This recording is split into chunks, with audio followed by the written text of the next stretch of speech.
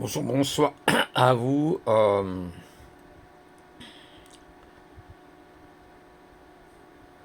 J'espère que pour vous tout va bien.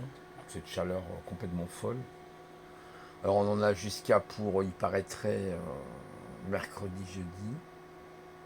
Seulement voilà, des températures toujours, même dans le nord, hein, assez élevées. Dans le sud, j'ose même pas imaginer les gens du sud, ça doit être quoi? Un enfer absolu. Et j'aimerais récidiver, parce que j'en avais déjà parlé, bon, je suis pas trop en forme, je vais pas rester trop longtemps sur l'état actuel de notre pays, entre autres la France. Bien sûr, c'est aussi l'Espagne, aussi d'autres pays qui sont sûrement touchés par cette canicule, hein. On est bien d'accord. Mais j'aimerais encore remettre, et toujours la même sauce, toujours le même déroulé d'opération, la Geoengineering et le système HARP. D'ailleurs, j'ai lu l'article de Nexus, super passionnant sur le HARP. Comment, par exemple, à une époque, l'époque d'Obama, ils avaient réussi à bloquer les nuages qui devaient aller sur la Californie pendant plus de 5 ans, grâce à des procédés du HARP.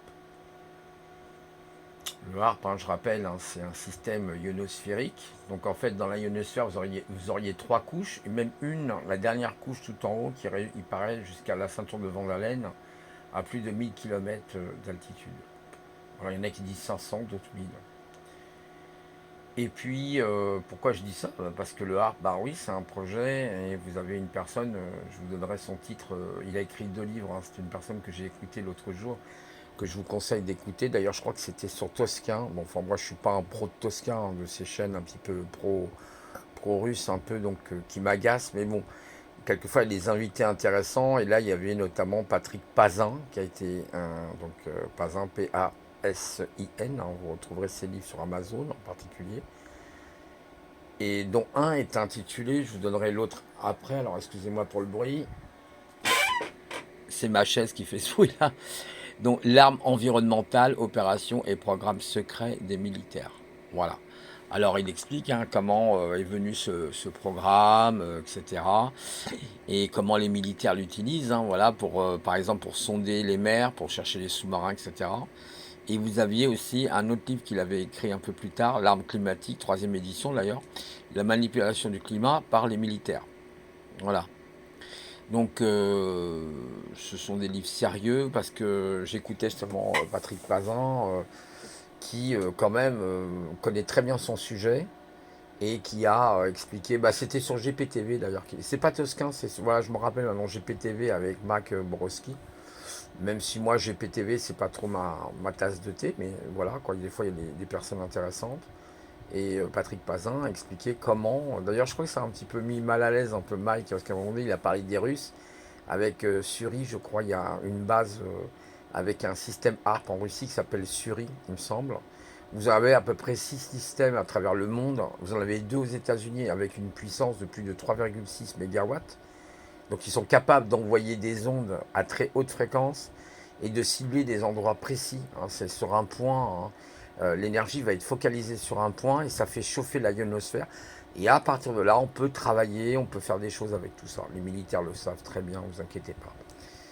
Et c'était simplement pour expliquer qu'avec l'ensemencement, vous avez compris, l'ensemencement, c'est les fameux, ce qu'on appelle les chemtrails, hein, les tracés chimiques, hein, que l'on voit dans le ciel. Bah, là, vous êtes un complotiste, ça n'existe pas. Mais maintenant, c'est même pire que ça, c'est des nuages. Ils vous fabriquent carrément des très beaux nuages, enfin très beaux, ils sont dégueulasses d'ailleurs, un peu très filamenteux, des espèces de nuages, même des fois noirs, hein, parce qu'il faut savoir que vous avez des chemtrails aussi qui sont noirs, hein, ça existe, hein. Donc ils sont même capables, pourquoi pas, vous faire des nuages noirs. D'ailleurs, j'ai observé, alors je vous expliquerai après justement, et je pense que vous-même vous l'aviez observé, d'ailleurs je crois que vous en avez parlé dans la première vidéo.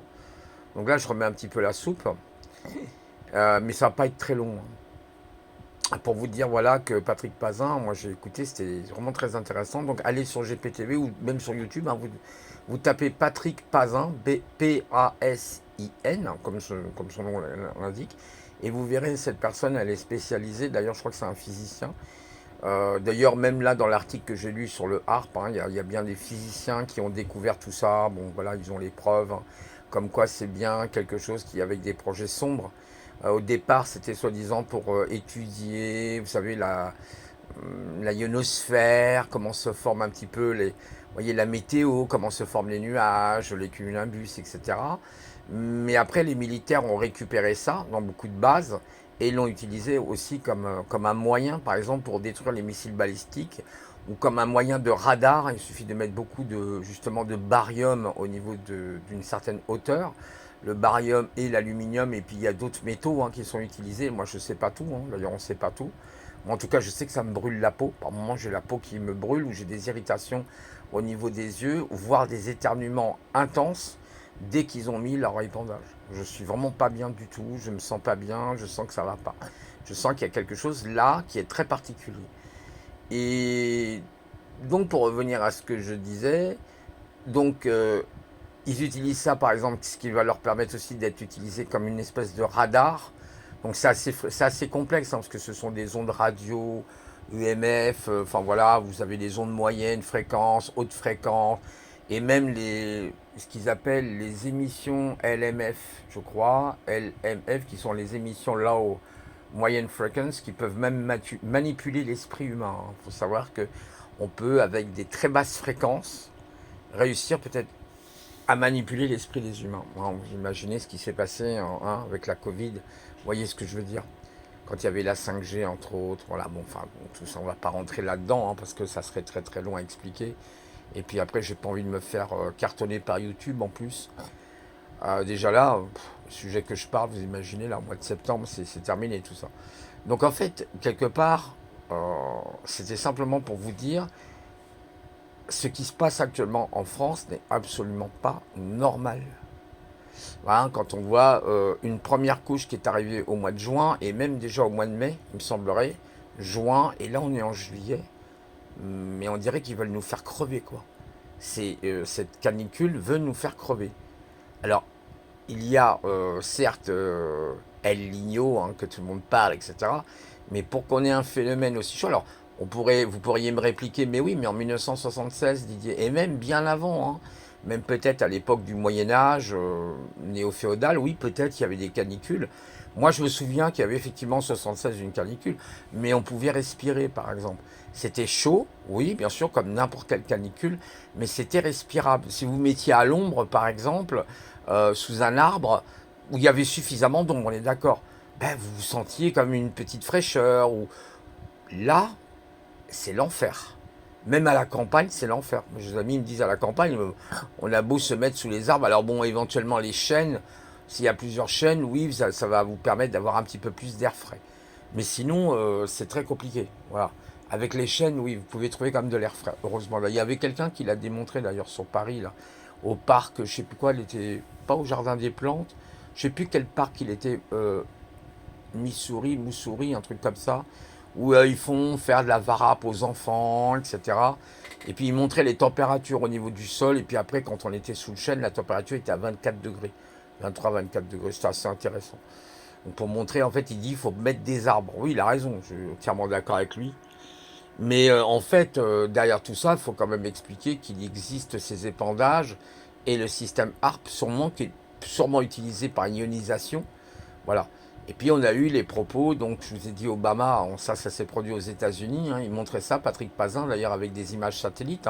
Vraiment, il vous montrait les images satellites, donc vous voyez des espèces de faux nuages, une espèce de trucs très filamenteux, et puis cette espèce de d'anticyclone qui était là en permanence.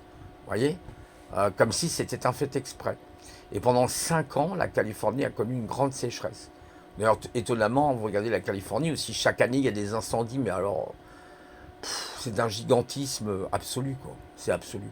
Moi, j'ai une amie qui vit là-bas, elle m'a dit Didier, quand on a les incendies, même sa maman, la dernière fois, que je connais très bien, parce que quand j'étais parti aux États-Unis, en Californie, elle m'avait dit déjà à l'époque qu'il y avait des incendies. Et ça remonte à 2001, vous imaginez, depuis plus d'une génération. Et sa maman me disait déjà à l'époque, c'était la catastrophe, quoi. Et donc, bah oui, il y a des incendies très intenses, comme regardez dans le sud de la France actuellement. Il ne faut pas grand-chose là, c'est clair. Les rivières sont en train de s'assécher. Personne ne dit rien, mais c'est normal. Attendez, je repositionne parce qu'avec le... Voilà, c'est normal. Tout est en train de s'assécher. Bien sûr, on va bientôt tous crever. Ils ont même été obligés d'enlever des poissons de beaucoup de rivières, a priori. C'est une catastrophe, hein, ce qui se passe. Évidemment, on ne vous en parlera pas aux actualités, hein. Les gens qui crèvent dans les hôpitaux parce qu'il n'y a pas de clim. Enfin, bon, bref, c'est une folie absolue. Ce pays devient vraiment du délire absolu, hein, total. Et en fait, pour revenir à cette fameuse canicule que nous vivons actuellement, pour moi, elle est aussi artificielle. Alors certes, peut-être elle est liée effectivement qu'il y ait du soleil en été, mais là, c'est des enchaînements qui sont quand même assez bizarres.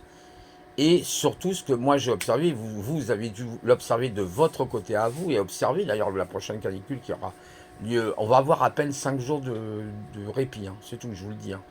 5-6 jours maximum, hein. Une semaine, allez, grand maximum, et encore, et encore.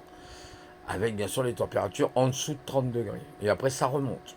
Voilà, ils vont encore nous mettre la chaudière pour le mois d'août.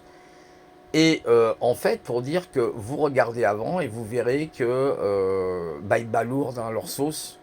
Hein, ils balourdent un maximum de fameux épandages, un fameux traînées, un barium et compagnie. Et puis certainement avec une petite sauce au harpe, voire avec d'autres technologies qu'on ne connaîtrait pas, hein, mes amis, hein, là aussi, hein. Peut-être effectivement il y a des technologies qu'on ne connaît pas, à base de satellites, je ne sais quoi. Voilà, mais on est des... bah oui, moi je suis fier d'être complotiste, hein, très très fier.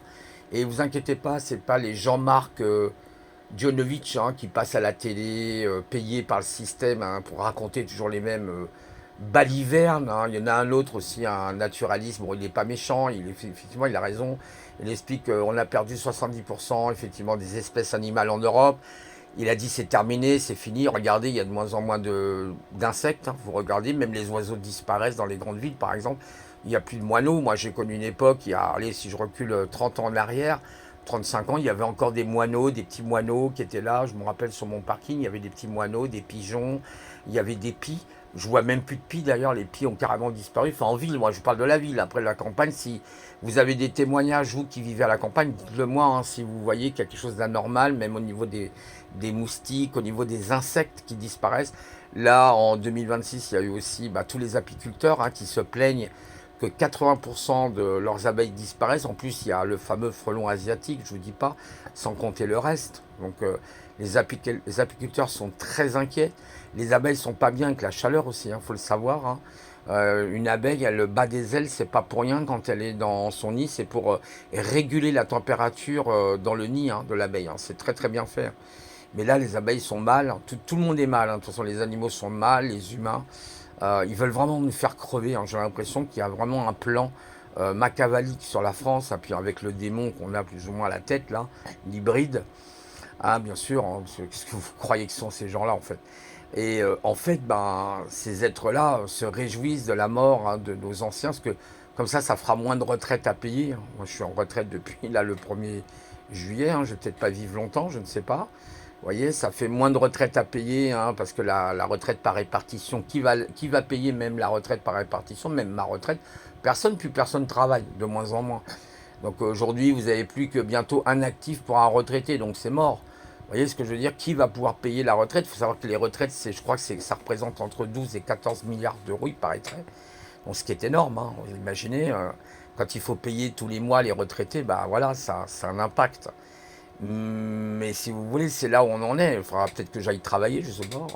Crever comme un clochard, certainement, hein. C'est ce qu'ils veulent. De toute façon, c'est ce qu'ils veulent. Puis maintenant, il y a la loi de l'euthanasie, hein. Maintenant, vous pourrez demander à mourir. Je l'avais dit, hein, même les SDF, on va leur proposer la picouse, hein, pour qu'ils meurent plus vite, hein, c'est ça. Les démons, c'est ça. On est vraiment dirigé par des satanistes, hein, des démons, hein, c'est vraiment ça, hein. C'est la salsa, des démons, rappelez-vous, hein, la chanson, hein. C'est exactement ça. On est vraiment dirigé par ce genre d'individus sans cœur. D'ailleurs, vous les voyez, ils n'ont qu'une empathie, hein. Vous voyez, ce qu'on est en train de vivre là, c'est la fin. Vraiment la fin de quelque chose. Ils ont très peur d'eux. C'est pour ça qu'ils mettent des tas de lois pour nous cadenasser, hein. Vous voyez, avec les réseaux sociaux bientôt, tout ça, ça va être terminé. Mais il y aura une résistance qui va se lever, je pense, j'espère. Mais bon, la résistance, elle viendra de ceux qui n'ont pas été... Psst, psst, voilà, parce que ceux qui ont été...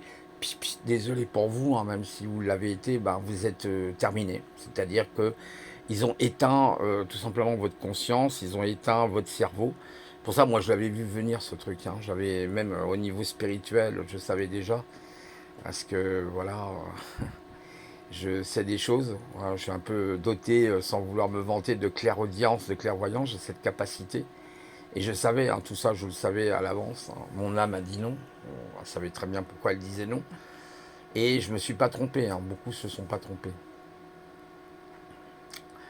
D'ailleurs, il y a une personne, là, j'écoutais, comment il s'appelle, bien, le bon tweet, il est très rigolo, c'est un monsieur, là, ça m'a fait rigoler parce que il y avait un type, là, qui faisait je sais plus ce qu'il faisait, il avait une cinquantaine d'années, et je crois qu'il faisait du rugby, je sais pas quoi, il est mort, et à un moment donné, il a posé la question, lui, le bon tweet, il est toujours comme ça, il dit, mais le gars, là, il n'était pas vieux, il avait quoi, 50 ans, 49, 50.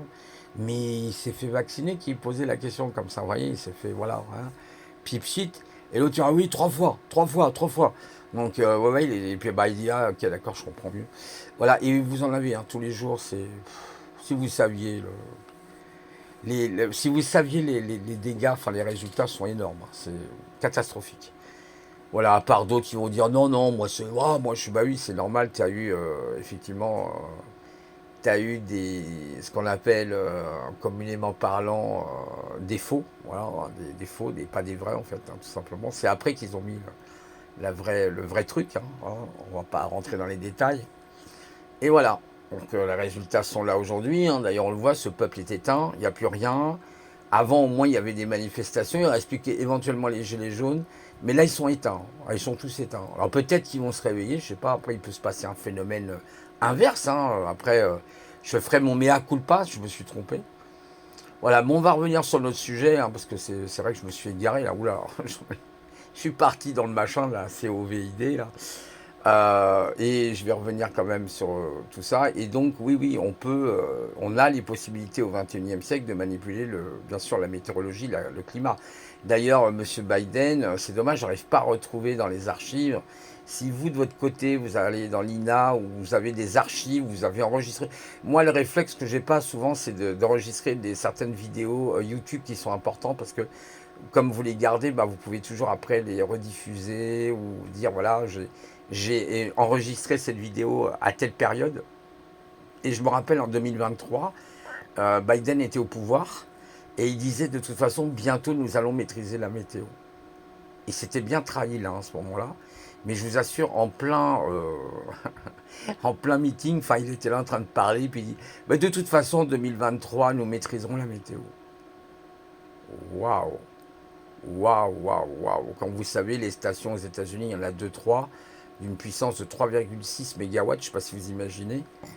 Donc le type vous dit ça, voilà, quoi, tout est dit, quoi. Voilà, tout est dit. Jean-Pierre Petit en parlait aussi, hein. Jean-Pierre Petit, vous savez, le physicien, il parlait aussi de la MHD, hein, magnéto-hydrodynamique, hein. Il avait parlé que les militaires utilisaient donc des armes comme ça, pas pour les climato-sceptiques, pas pour les zététiciens, parce que là, ils vont pas être contents, hein, bien sûr. Et pourtant, ce sont des réalités. Il y a les travaux, il y a les résultats, il y a les chiffres. Patrick Pazin les montre, hein, avec des graphes, il y a tout, c'est sourcé, voilà. Il n'y a rien de complotiste derrière tout ça, hein. C'est pas nous qui avons inventé 180 antennes, hein. Il faut savoir, il y a 180 antennes en Alaska, pointées vers la ionosphère. D'accord, voilà. Voilà, c'est tout ce que je voulais vous dire. Donc, si tout ce que nous souffrons aujourd'hui, je pense qu'il y a une partie comme ça. Parce que vu le nombre de trucs qui nous balourdent sur la tête en ce moment, ouais, c'est pour garder le dôme, tout simplement. C'est pour garder le dôme le plus longtemps possible. Voilà. Puis après, dire, oh là, attendez, là, ça va trop loin, on va arrêter un peu, on va leur mettre un petit répit. Hein, vous savez, c'est comme la grenouille dans l'eau, ça. On va le mettre un petit répit, puis on va rallumer le thermostat là, au mois d'août. Enfin, même pas. Même, je crois à partir déjà du 22 ou 24 juillet, ils vont rallumer le thermostat. Donc, vous voyez. Voilà, c'est ça le monde dans lequel vous vivez, hein. Il faut arrêter de se faire des illusions et de penser que, vous voyez, aujourd'hui, on a un gouvernement qui nous veut du bien, on a une science qui nous veut du bien, voilà. Blablabla, blablabla, blablabla. Allez, je vous souhaite quand même un bon week-end, prenez soin de vous. Essayez de vous aérer comme vous pouvez. Moi, j'ai une petite clim avec des glaçons, c'est assez efficace. Mais malgré tout, la chaleur rentre. Alors moi, j'essaie de faire des courants d'air vers 5h, 6h du matin, même un petit peu avant, 4h, pour que l'air circule. Alors de temps en temps, ça arrive, parce que la température peut quand même descendre des fois jusqu'à 22, 21. En dessous, c'est plus rare, ça serait mieux. Mais bon, si ça peut faire des courants d'air, vous arrivez à faire des courants d'air. Après, je ne sais pas dans quelle région de France que vous êtes, mais bon courage à vous, parce que faut faire attention, la canicule tue, faut le savoir. Hein. Je connaissais une personne là, un jeune là, enfin un jeune, il avait 55 ans, boum, il est mort. On l'a retrouvé mort, les pompiers ont essayé de le réanimer, impossible. Et ça va très vite, hein. Il faut boire correctement, essayer de mettre des glaçons autour des poignets, c'est très efficace. Au niveau de la nuque aussi, par exemple. Donc voilà, vous avez des tas de procédés comme ça. Bon, on fait comme on peut. L'idéal, bah, c'est vrai que si on peut sortir à 3, 4, 5 heures du matin, c'est bien parce que l'air est plus. Voilà, elle est moins chaude. Enfin, c'est une catastrophe ce qui se passe là. Tout le monde est en train de souffrir et là, bien sûr, vous avez tous les apprentis sorciers qui viennent en vous disant je l'avais dit que ça allait se réchauffer. Oui, oui, on sait, monsieur Jean-Marc. Jean-Marc Djonovic, là, je sais plus comment il s'appelle, sur l'ingénieur, machin. Alors l'autre fois, il a dit, ah, je suis pas climatologue. Bah, encore merci que tu n'es pas climatologue. Sachant qu'il y a 10 000 ans en arrière, la température était de quasiment presque 2 degrés supérieure à ce que l'on connaît aujourd'hui. Et pourtant, il y a 10 000 ans, hein, il n'y avait pas d'industrie, on est d'accord. Voilà. C'est comme l'arnaque avec le CO2 qui représente seulement 0,04% de la composition de l'air. Et on va parler plutôt de dioxyde de carbone. Voilà. Et que le carbone se trouve dans les océans et dans les forêts. Voilà.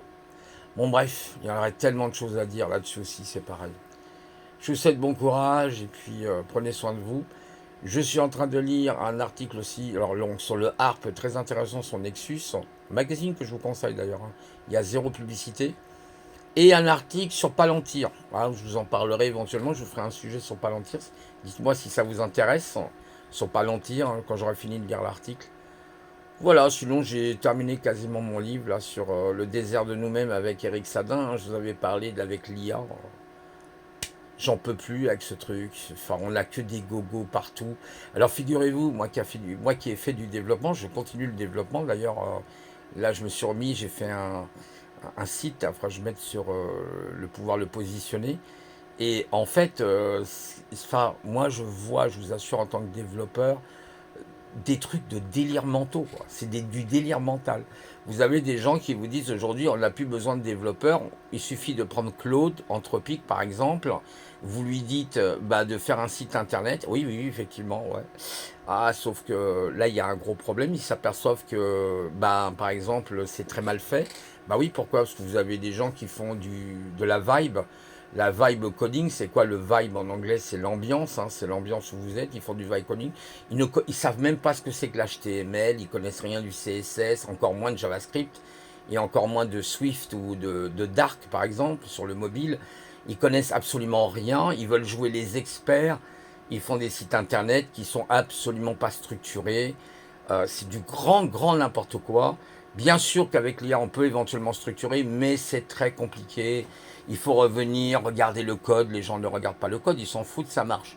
Ah, j'ai mon petit bouton glace, comme disait Laurent, là. Un gars que je suis, là, qui vit en montagne, qui est spécialisé dans l'IA, qui dit, mais... Enfin, lui, hein, il a dit, faut arrêter avec ça, parce qu'on rentre dans des délires absolus. Alors là, maintenant, ils s'aperçoivent qu'ils ont besoin, maintenant, des vrais développeurs, parce qu'il y a eu un problème. Je crois que vous avez Viracode qui a expliqué ça. Alors là, je parle d'un autre sujet, on est d'accord. Je parle un peu à ceux qui s'intéressent au code. Il y a Viracode et il y a Cyberhunk, un truc comme ça. Je crois que ça s'appelle Cyberhunk, je ne me rappelle plus trop du site. Ils vous montrent toutes les statistiques, les catastrophes au niveau de la sécurité avec l'IA. 45% des sites ne sont pas sécurisés. C'est un merdier indescriptible où il va falloir que les développeurs qui vont arriver sur le marché maintenant retravaillent tout ça, remettent ça à plomb, parce que toutes les conneries qu'ont fait bah, les no-coding, hein, c'est-à-dire les non-codeurs, ils ont tellement fait de conneries, ils ont tellement voulu faire de sites internet parce qu'ils ont l'IA, et là, voilà, et ben ils ont fait de la merde. Voilà, excusez-moi. Sachant que l'IA, bah, elle a aussi des hallucinations, elle se trompe, elle ne fait pas toujours les choses comme vous le voulez. Elle va vous faire les choses, mais ce que les gens ils oublient, c'est qu'un code, si vous demandez à l'IA de faire par exemple un code, elle peut vous faire, je sais pas moi, 5000 lignes de code. Si vous lui dites pas qu'il faut la répartir, il faut répartir ce code dans différents fichiers, par exemple en JavaScript ou en TypeScript, par exemple, si vous faites un site internet, vous allez utiliser beaucoup du JavaScript, bah, ce qui va se passer, c'est qu'elle va vous mettre ça dans un ou deux fichiers, grand maximum. Parce que vous lui avez pas dit, par exemple, de couper ça en modules, dans plusieurs fichiers. Donc, c'est du grand n'importe quoi. Puis quand vous repassez derrière, c'est là où vous savez plus où vous êtes. Vous avez besoin de modifier quelque chose, comment vous faites? Voilà, enfin bon, c'est un vrai tramadar et les gens sont des abrutis. Alors, il y en a qui savent mieux l'utiliser que d'autres. Hein. Je dis pas que il faut pas utiliser l'IA en tant que développeur, c'est pas ce que je veux dire. L'IA en tant que développeur peut être un outil intéressant, sachant que, attention, moi je dirais alerte aux développeurs, dans le sens qu'ils risquent aussi de vider leur cerveau. C'est-à-dire ça va devenir des développeurs simplement assistés par l'IA, et ils vont perdre toute leur capacité de raisonnement. C'est ce qu'explique Eric Sadin, le désert de nous-mêmes. C'est-à-dire la non-réflexion, on ne veut plus réfléchir, c'est trop fatigant. Maintenant, c'est l'ère de l'IA, on veut tout faire par l'IA. Autre danger de l'IA, mais qui est un autre sujet qui n'a rien à voir. Donc là, je parle un petit peu d'autre chose que la fameuse calicule. Pour finir rapidement le podcast, c'est que il faut voir aussi tous les dangers dans la psychologie. Actuellement, il y en a qui prennent l'IA pour quelqu'un, pour un être humain. Mais qu'est-ce qui vous arrive? Vous devenez fou, quoi. Qu'est-ce qui vous prend là? Les gens deviennent complètement dingues. Voilà, ça va encore isoler des gens qui sont certainement dans de grandes difficultés psychologiques, au lieu plutôt de consulter un vrai psychanalyste ou un spécialiste, un thérapeute dans le domaine. Enfin, on est chez les fous. Sachant en plus que tous ces gens-là, notamment à la Silicon Valley, là-bas, pour pas dire autre chose, je vais rester poli, ces gens se font un paquet de pognon, vous pouvez pas savoir. Et vous avez tous les gueux qui sautent là-dessus, voilà, parce que c'est aussi commercial, hein, l'IA. Ah, ne l'oubliez pas, il y a du marketing, voilà. Alors attention à toutes les pubs aussi, hein. Je vois des tas de publicités. Purée, c'est hallucinant, quoi. Allez, bon courage à vous, passez un bon week-end. Et puis, sous le dôme de chaleur, faites ce que vous pouvez. Hein. Bye.